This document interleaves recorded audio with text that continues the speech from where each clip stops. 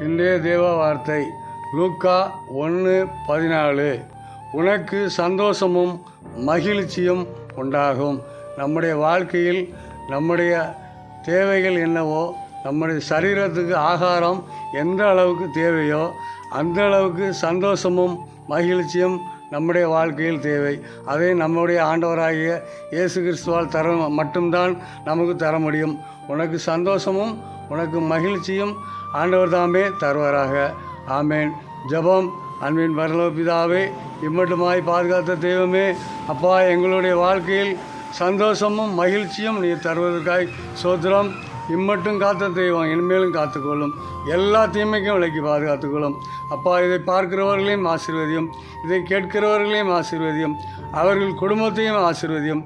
எப்பொழுதும் சந்தோஷமும் மனமகிழ்ச்சியுமாய் இருக்க நீர் கிருபை செய்யும். ஆசீர்வதியும், காத்துக்கொள்ளும். இயேசுவின் மூலம் ஜெபம் கேளும் நல்ல பிதாவே. ஆமேன்.